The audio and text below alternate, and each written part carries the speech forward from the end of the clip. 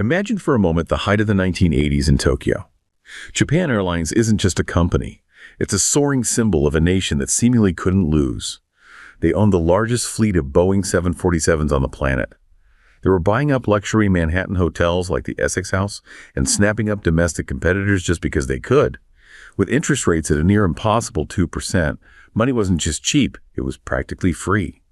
To the board members in their high-rise offices, the sky wasn't the limit, it was their personal playground.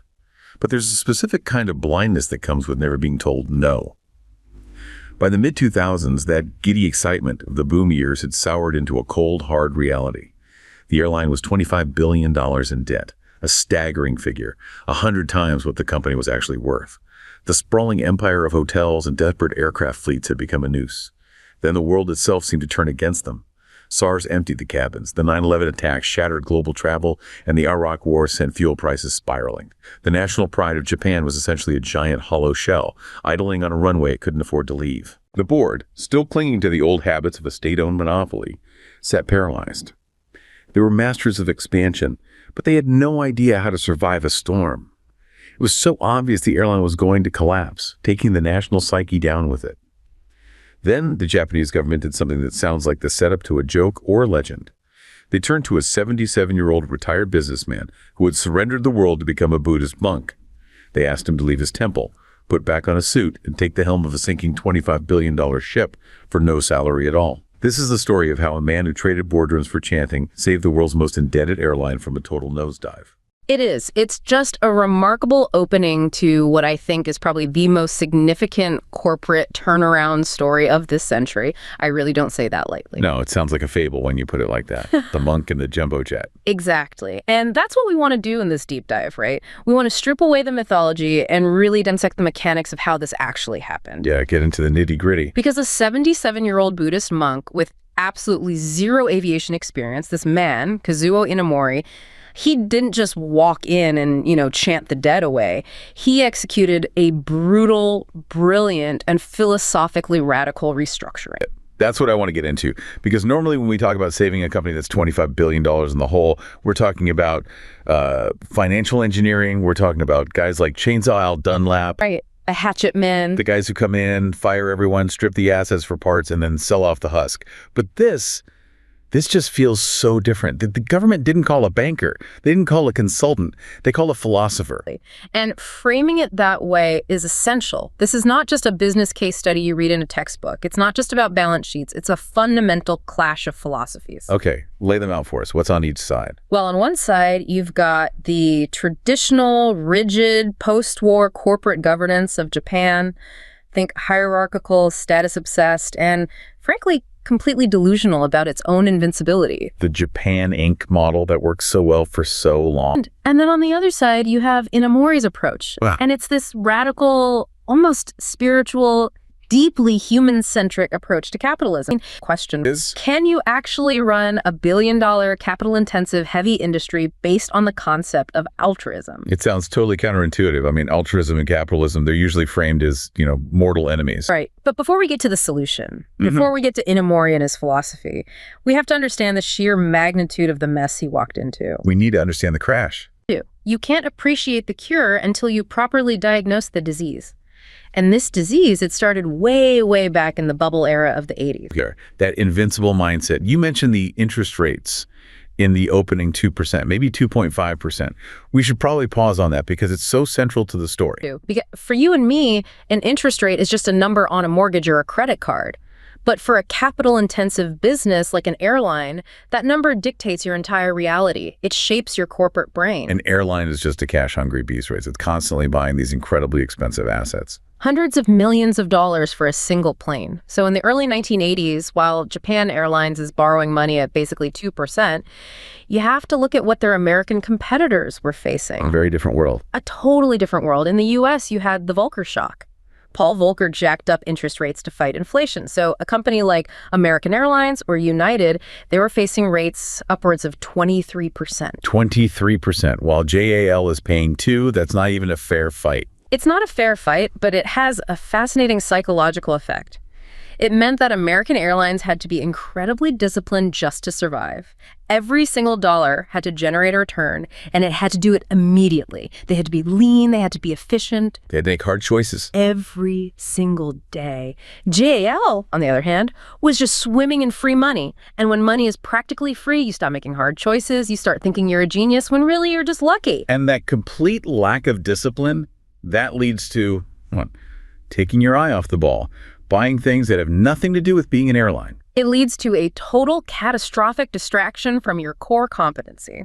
JAL effectively stopped acting like an airline and started acting like a hedge fund or a real estate developer with a few planes on the side. And the Essex House in Manhattan is the poster child for this behavior. For example, they bought it for $190 million. An enormous amount of money in the 80s. Staggering. But that wasn't the end of it. They then turned around and poured another $100 million into renovations. So you're talking about almost $300 million for a single hotel in New York. A hotel that does nothing to help get a 747 from Tokyo to London safely and on time. Nothing. And it wasn't just the Essex House. They were buying up golf courses, luxury resorts in Hawaii, leisure companies. This is where you see the influence of the keiretsu structure really taking hold. Keiretsu. Okay, that's a term we hear a lot when we talk about Japanese business history. What does it actually mean in this context? A keiretsu is basically a conglomerate web of businesses that are all interlocked, usually around a central bank. The idea is to capture every single part of the value chain. It sounds like synergy, that classic business buzzword. Yeah, that's exactly how it's sold in the boardroom presentation. The logic, if you can call it that, was, okay, a customer flies on a JAL plane to New York, so they should stay in a JAL hotel. And while they're there, they should play golf on a JAL golf course, and they should pay for all of it with a JAL credit card. It sounds like a beautiful closed loop. In reality, it's a trap, because running a luxury hotel in Manhattan requires a completely different skill set than maintaining a jet engine or scheduling flight crews. They were diluting their focus. They were just building this bloated empire of high-maintenance assets that had absolutely nothing to do with their core mission of flying planes. They thought they were building a fortress, but what they were actually building was a prison. And because they were effectively a state-backed entity, the national flag carrier, there was nobody in the room to tell them to stop. No one. There was always this feeling, this unspoken assumption that the government won't let us fail. It was the national policy company mindset. And this brings us to the rot that was inside the company itself. Yeah, it wasn't just bad investments. The leadership structure was deeply flawed. We have to talk about the phenomenon of Amakudari. Amakudari. It translates to descent from heaven, doesn't it?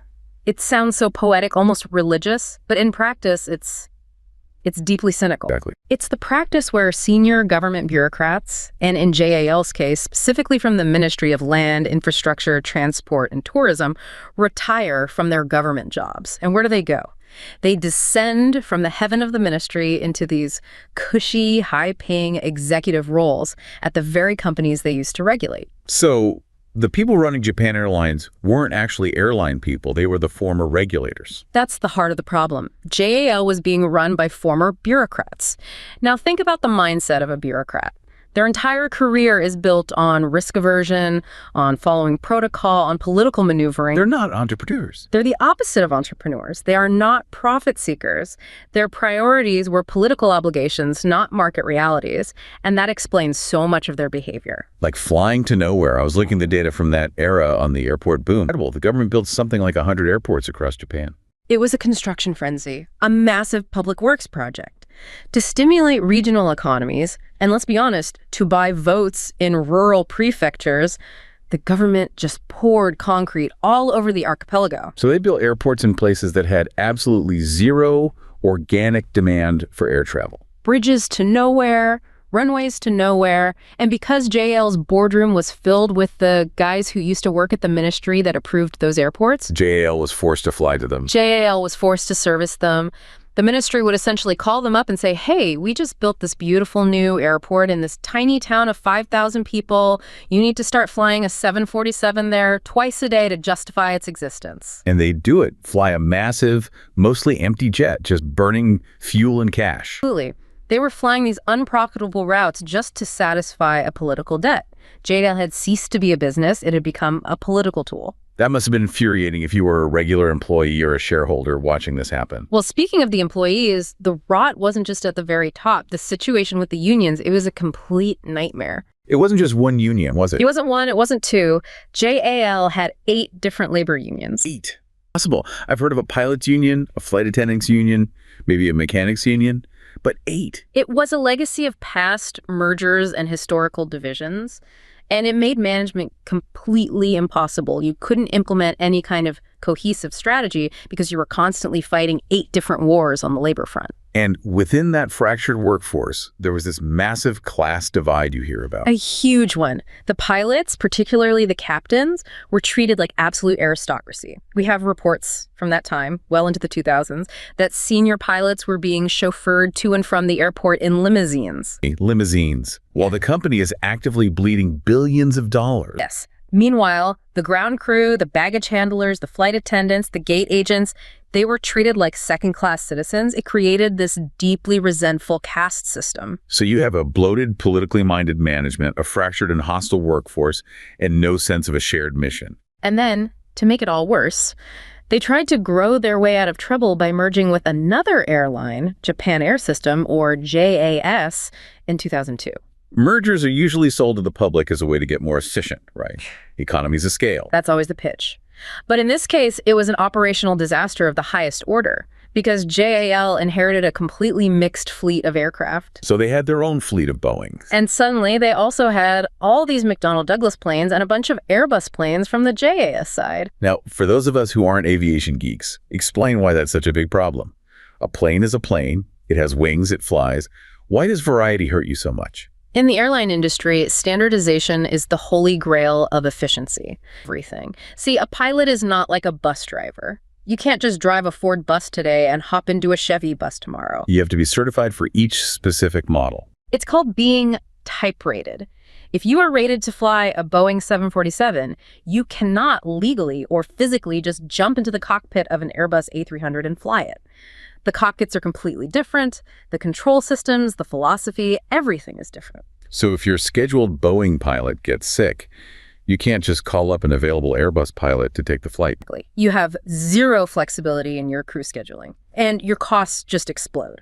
You need different multi-million-dollar simulators for training each type of pilot. You need different sets of mechanics with different specializations. And you have to stock spare parts for all those different planes. You need to stock spare parts for 3 or 4 completely different ecosystems of machinery. Meanwhile, your competitors like Southwest Airlines or even ANA, JAL's main domestic rival, were running much leaner, more standardized fleets. JAL was just drowning in its own complexity. Okay, so let's just stack this up for a second. You have the invincible mindset left over from the bubble years. You have the massive distraction of buying hotels and real estate. You have the Amakudari leadership, the bureaucrats who don't know how to run a for-profit business. You have 8 hostile unions and a class system internally. And you have this Frankenstein's monster of a fleet that's impossible to manage efficiently. The whole structure is just rotten from the inside out. And then the world falls apart. You have this incredibly fragile internal structure that we just mapped out, and then it gets hit one after another by a series of external shocks that would have tested even a healthy, well-run company. First, 9/11. 9/11 just shatters global travel confidence. People are afraid to fly. Then, just as things are starting to recover in 2003, you get SARS. Which was particularly devastating for the Asian travel market. It completely emptied the cabins. People were terrified to travel within Asia. Then the Iraq War kicks off and fuel prices spike, which is a killer for any airline. And the final nail on the coffin. The Lehman shock in 2008, the global financial crisis, that was the one that wiped out the high-yield travelers. Those business class passengers. The bankers, the consultants, the executives, the people paying $5,000, $10,000 for a seat at the front of the plane. They just evaporated overnight. Companies slashed their travel budgets. So by 2009, 2010, the final tally is in. The debt is $25 billion, or 2.3 trillion yen. But to put it in perspective, the company's market cap, the total value of all its shares on the stock market, had dropped to about $150 million. Again, the entire airline, with all those 747s, all the real estate, the brand, the landing slots, all of it was valued at only $150 million. That is less than the list price of a single new Boeing 787 Dreamliner at the time. The entire company was worth less than one of its own planes. The share price hit 4 cents. It was essentially trading at scrap value. And yet the board, these Amakudari executives, they just sat there paralyzed thinking, the government will save us again. It was the too big to fail myth, writ large. They had already received 4 emergency government loans over the years. They just assumed a 5th one was coming. It was business as usual for them. But the government had changed. The new Democratic Party administration came in and finally realized that just throwing more money at this problem was like pouring water into a bucket with no bottom. The culture was broken. They needed a complete reset. They needed to use the corporate rehabilitation law. Bankruptcy. The largest non-financial bankruptcy in Japanese history. And that is the moment that sets the stage for our second story, the turnaround. The government decides that they need a savior. But they don't pick an airline veteran, they don't pick a chainsaw owl, they pick Kazuo Inomori. Which must have been a shock to everyone. Here's a man who founded Kyocera, the ceramics and electronics giant, and KDDI, the telecom company. A legend in Japanese manufacturing for sure. But he knew nothing about aviation. Nothing. He was 77 years old. And most importantly, he had been ordained as a Rinzai Zen Buddhist monk back in 1997. He had retreated from the business world. You're a JAL executive. You've survived the bankruptcy filing, but you're terrified. You know the axe is about to fall. And the person who walks through the door to save you is a monk. And his very first move, before he does anything else, sets the tone for the entire turnaround. He refused to take a salary. Working for free. That's a powerful gesture. It's more than a gesture. It's a strategic move. He said, and this is a quote, "I would like to manage this company just for the employees, not for the government or the shareholders." It wasn't a PR stunt. He was using it to gain immediate moral authority. He's telling them, I have no skin in this game other than your survival. I'm not here for a paycheck. I'm not here for stock options. I'm here for you. It disarmed everyone. He later listed his 3 reasons for taking the job. It wasn't about personal glory. No, he said it was, 1, to prevent the massive negative impact of a total JL collapse on the Japanese economy. 2, to save the jobs of the remaining employees. And 3, to maintain fair competition in the skies by preventing an all-Nippon Airways monopoly. So he walks in. He's working for free. What does he actually do? Because, as we said, chanting mantras isn't going to pay down $25 billion in debt. This is where you see the unique genius of Inomori. He didn't start with a spreadsheet. He didn't start with a cost-cutting plan. He started by writing and distributing a philosophy handbook. If my company was on fire and my new CEO walked in and handed me a philosophy book, I think my first reaction would be, this guy is completely nuts. And the JAL executives certainly felt that way. They were baffled. They were cynical. But Inomori's philosophy wasn't some abstract academic thing. It was a practical tool for behavior modification. And his core mantra was incredibly simple. Deceptively simple. It was, what is the right thing to do as a human being? He wanted every decision, from the boardroom to the baggage claim, to be filtered through that simple question. It sounds almost childish. It does, but he backed it up with a very specific formula that he drilled into them. The formula for a successful life and career, he said. Life-work result equals attitude times effort times ability. Attitude times effort times ability. Let's break down that math. Okay, so Inomori argued that your natural talent or intellect and effort, how hard you work, are important. Let's say you score them on a scale from 0 to 100. But attitude, he said, that's the real multiplier. And unlike the other two, attitude can be negative. He scored it on a range from negative 100 to positive 100. If you have a negative attitude, then the entire result of your work becomes negative. You could be the smartest person in the room, ability 90. You could work incredibly hard, effort 90. But if your attitude is arrogant, selfish, cynical, or dishonest, let's give that a -10, then your total contribution to the company is a negative number. So a brilliant jerk is actually more dangerous and destructive than a mediocre but well-intentioned employee. Infinitely more dangerous. And Inomori looked at the JAL executives, these elite former bureaucrats, and he saw high ability, he saw decent effort, but he saw a terrible negative attitude. He famously called them bystanders. Bystanders? What do you mean by that? He would scold them in meetings. He'd ask, are you bystanders or are you participants in this turnaround? He felt they were just watching the company fail as if it were a movie happening to someone else. There was this intellectual detachment. He needed to break it. And he used some pretty unconventional methods to do that, the kompa. The kompa, it comes from the word companion, and it's essentially a mandatory after-work drinking session. Fun, like. Well, not really fun. It was about connection. In Japanese culture, there's this concept of tatame, your public face, what you show at the office, and hane, your true feelings and opinions. And alcohol is what bridges the gap. It's the social lubricant that allows Han to come out. So Inomori would force these senior executives to go out and drink, not with each other, but with their subordinates. He wanted to shatter the hierarchy. And these sessions weren't just polite sipping, from what I've read. They could get pretty intense. There's a famous story where Inomori was getting so frustrated with one particularly cynical, naysaying executive during one of these kampa. The guy just kept saying, "That won't work in the airline industry. You don't understand our business." The classic refrain of a dying company. Exactly. And Inomori got so fed up that he actually balled up a hand towel and threw it at the executive's face.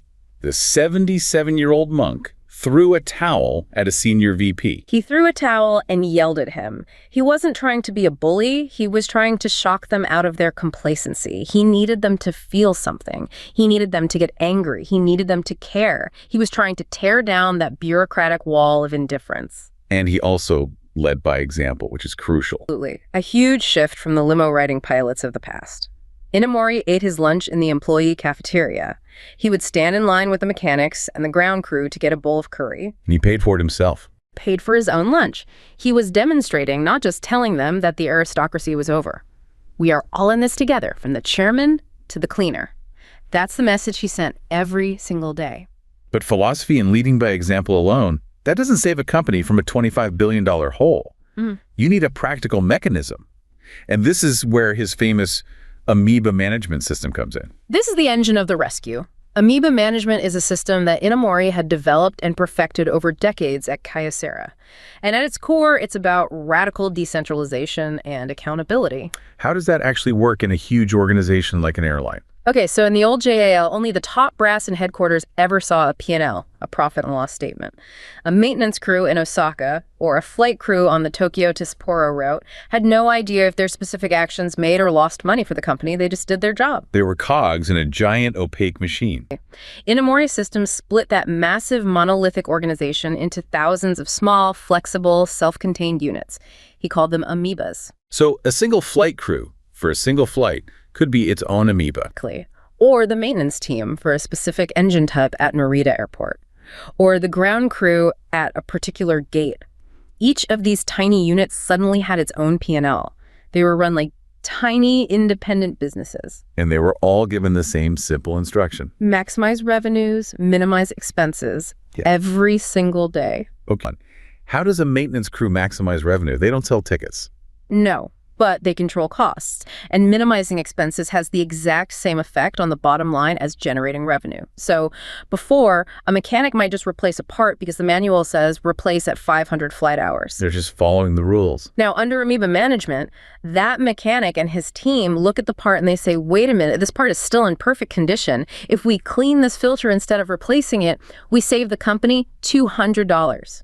And that $200 saving goes directly onto our Amoeba's P&L scoreboard. They became cost-conscious entrepreneurs. They became shopkeepers. You saw flight attendants start selling in-flight duty-free goods more aggressively because they knew that every extra sale directly improved their crew's profitability for that flight. It created universal transparency. The monthly financial figures for every single Amoeba were shared with everyone in the company. And that creates incredible peer pressure. Huge peer pressure, but also pride.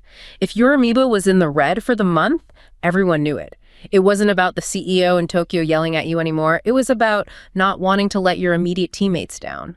It drove performance and innovation from the bottom up. Yeah, but we have to be honest about the painful side of this. This turnaround wasn't just about feel-good philosophy and efficiency games. There was real blood on the floor. We absolutely cannot gloss over the human cost. This was not a painless process.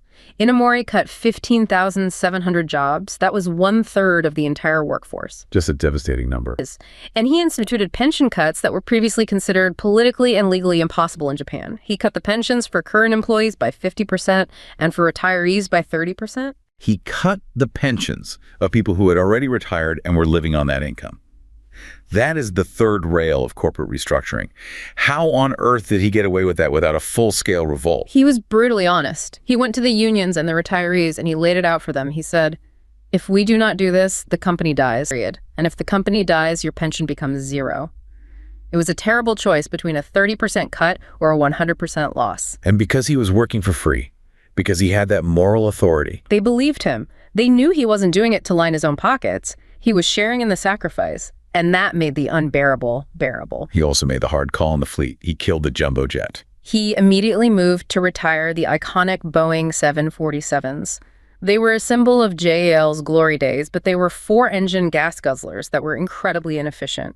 He replaced them with smaller, more fuel-efficient twin-engine jets like the Boeing 767 and 737. Planes that actually matched the real demand for the routes. Exactly. He stopped flying massive empty planes to those political airports just to please the bureaucrats. He ran the airline like a business. There was one decision, though, that really seems to highlight his character and his philosophy: the alliance decision. JAL was in the One World alliance with American Airlines, but Delta and their SkyTeam alliance came in with a massive cash offer to get JAL to switch sides. A huge cash injection. Bankruptcy. Cash is oxygen. Any normal, rational CEO would have taken the money in a heartbeat. The spreadsheets all said, take Delta's money. But Inomori said no. He said no. He argued that switching alliances would be tossing away an old friend. American Airlines had been their partner for years. He chose to value loyalty and the long-term relationship over a short-term cash grab. It was a decision made from his philosophy handbook, not from an Excel sheet. And the results of all this, they speak for themselves. It's one of the most dramatic V-shaped recoveries in corporate history. In the fiscal year 2009, JAL had an operating loss of 133 billion yen. A huge loss. 2 years later, for fiscal year 2011, they posted an operating profit of 204 billion yen. From a massive loss to a massive profit. Yeah. In 2 years, they became the world's most profitable airline. The most profitable airline on the planet. And then in 2012, they relisted on the stock exchange. The IPO raised $8.5 billion. It was the second largest IPO in the world that year, right after Facebook. It's just an incredible story. But the numbers, as impressive as they are just ink on paper. I think the real story here is the feeling, the psychological impact on the country. And that brings us to our third part. The red crane rises. Yes, we have to talk about the symbolism. JL was never just another company. It was the wings of Japan in the post-World War II era. The red crane logo, the Surumaru, it was everywhere. It was a symbol of the nation's recovery and its re-entry into the world. So the bankruptcy wasn't just a business failure. It was experienced as a national shame, a deep blow to the national psyche. It was comparable to the failure of a major government institution. I mean, there were stories of older generation mechanics and pilots, men who had been with JAL since the 60s, who wept openly when the bankruptcy was announced. They felt they had personally let the nation down. That flag carrier status is a real burden, isn't it? It's a double-edged sword. And if you compare JAL's situation to, say, Singapore Airlines, you really see the difference. SIA is also government-linked. But the Singaporean government always took a much harder, tough love approach. They were forced to compete from day one. They were forced to compete globally without a domestic safety net. That made them lean, innovative, and profitable. JAL, because of that flag carrier burden, fell into the trap of assumed immortality, the belief that the government won't let us die, which is the very thing that breeds inefficiency and arrogance. The bankruptcy shattered that illusion forever. And you can really see the change in the stories about the human transformation inside the company. There's the story of the maintenance mechanic, Ishiro Tanaka. It's a fantastic anecdote. He said that before Inomori, his job was just routine, following the manual, checking boxes. But after the philosophy training, after he understood how his specific maintenance amoeba contributed directly to the survival and profitability of the company, he said he felt the engines sing to him. That is the difference between having a job and having a calling. It's purpose. It's purpose. And then there's the baggage incident with Inomori himself. Yeah, this one is great. He's the chairman of the airline walking through the airport, and he sees an elderly passenger struggling to lift her bag into an overhead bin. Without a second thought, he just walks over, takes the bag, and lifts it up for her. The flight attendants and staff who saw that must have been floored. They were completely shocked. In the old hierarchical JAL, the chairman doesn't touch luggage. That's someone else's job.